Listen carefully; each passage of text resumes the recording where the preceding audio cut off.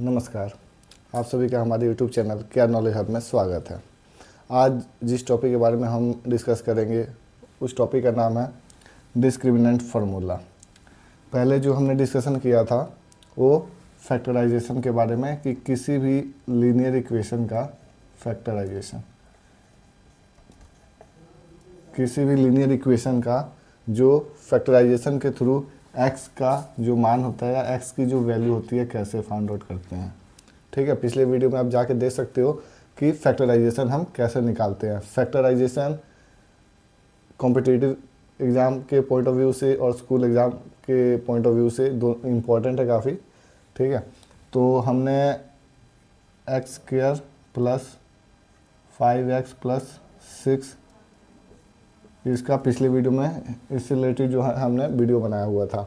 आज जो हम करेंगे कि ऐसा इक्वेशन, ऐसा इसे हम लीनियर इक्वेशन कहते हैं, लीनियर इक्वेशन जिसका डिग्री कितना है 2 है।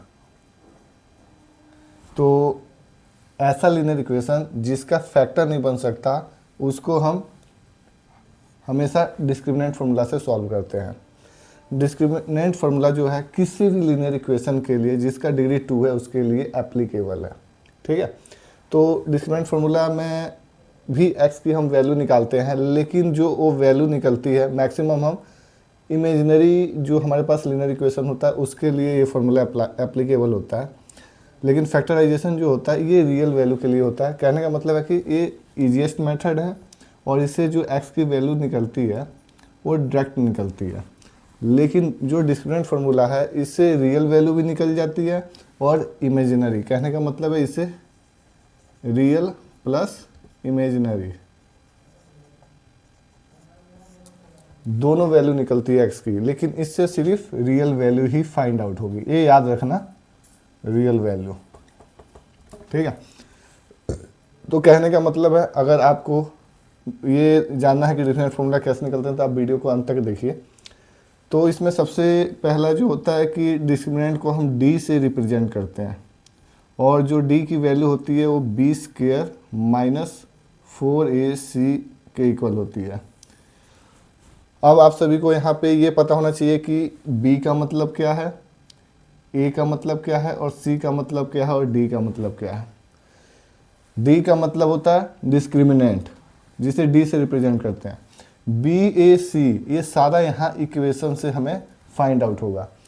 अब इस इक्वेशन को हम क्या करेंगे, इसको जनरल इक्वेशन के साथ इसको हम कंपेयर करेंगे। अब जनरल इक्वेशन क्या होता है किसी भी लीनियर इक्वेशन का, तो जनरल इक्वेशन लीनियर इक्वेशन का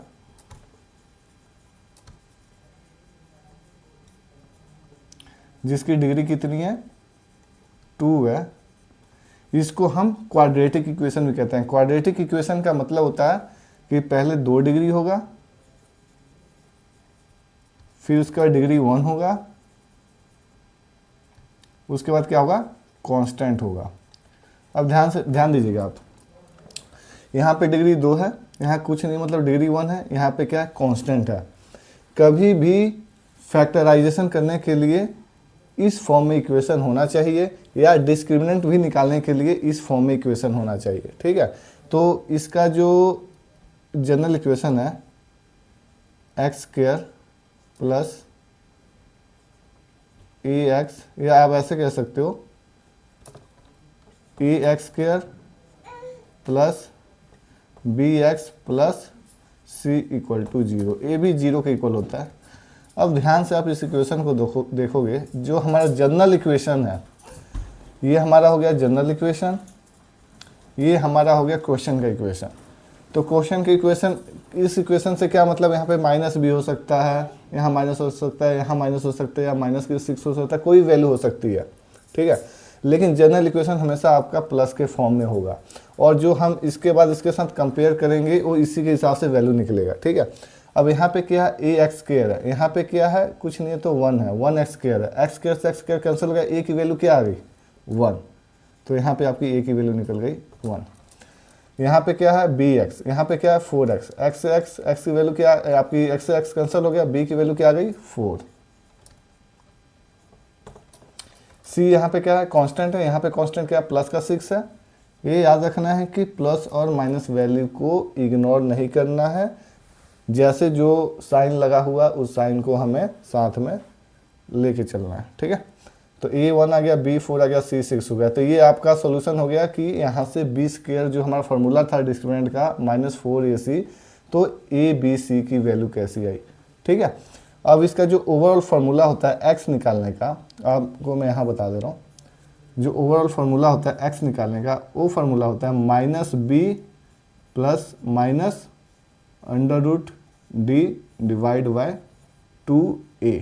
इस फार्मूले को आपको दो फार्मूला याद रखना है, ठीक है।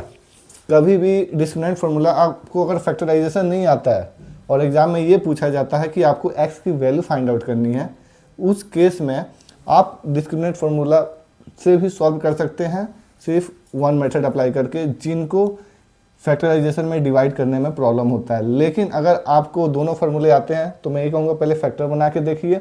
अगर आपका फैक्टर नहीं बनता है तो उस केस में आप डिस्क्रिमिनेंट फार्मूला अप्लाई कर सकते हैं, ठीक है।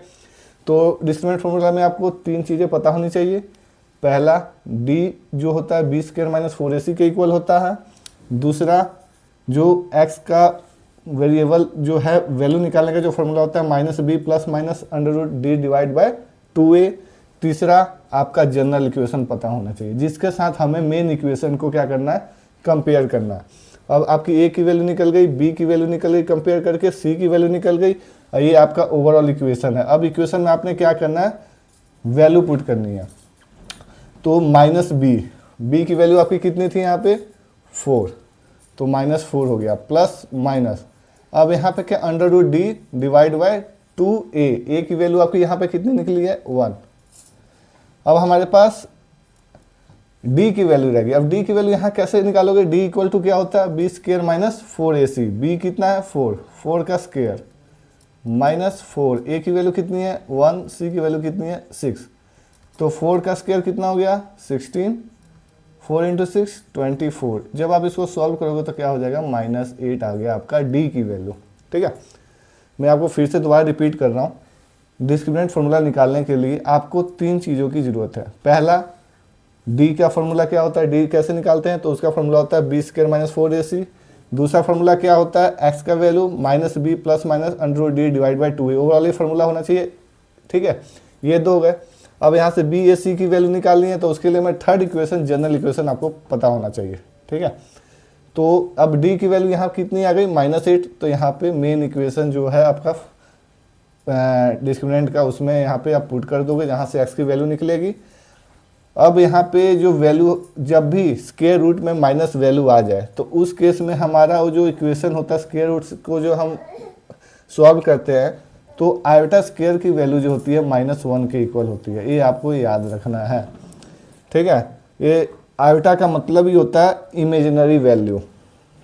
एक होता है, आप नंबर सिस्टम में हमारा जाके वीडियो देख सकते हैं कि इमेजिनरी वैल्यू क्या होती है और रियल वैल्यू क्या होती है। तो आयोटा कभी भी स्क्वायर रूट के अंदर अगर माइनस की वैल्यू है, अगर स्क्वायर रूट के अंदर माइनस की वैल्यू है, तो ये माइनस की जगह क्या हो जाएगा, -1 किसके इक्वल होता है, आयोटा का स्क्वायर होता है। स्क्वायर से स्क्वायर रूट कैंसिल हो जाएगा, बाहर क्या आ जाएगा, आयोटा आ जाएगा, ठीक है।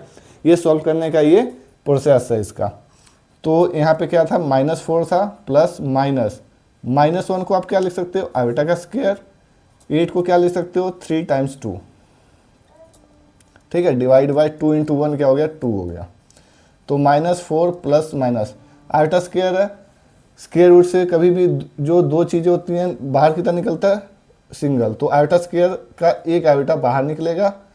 और यहाँ पे 3 बार 2 है, तो 2 से 1 2 बाहर निकलेगा, 1 2 अंदर रह जाएगा, डिवाइड बाय 2। तो आपकी x की वैल्यू क्या आ गई, -5 plus minus 2 iota √2 divide by 2। तो x की यहाँ पे दो वैल्यू आ जाएगी, एक प्लस वाली वैल्यू आ जाएगी, एक माइनस वाली। एक प्लस वाली वैल्यू आ गई और एक क्या आ गई आपकी, माइनस वाली वैल्यू, ठीक है। तो कभी भी जब भी कोई इक्वेशन स्क्वायर के फॉर्म में होता है तो हमेशा याद रखना x की दो वैल्यू ही निकलेगी। यहाँ से आपका x का वैल्यू निकल गया बाय यूजिंग डिस्क्रिमिनेंट फार्मूला, ठीक है। अगर आपको डिस्क्रिमिनेंट फार्मूला। अगर आपको फैक्टराइजेशन जानना है कि कैसे सॉल्व करते हैं तो हमारे पिछले वीडियो में जाके आप देख सकते हो। फिर भी अगर समझ ना आए तो आप वीडियो में कमेंट कीजिए, ठीक है, फिर मैं दोबारा वीडियो बना दूंगा। अगर आपको वीडियो अच्छा लगा तो उसको लाइक कीजिए, सब्सक्राइब कीजिए और ज़्यादा से ज़्यादा लोगों के पास शेयर कीजिए। धन्यवाद।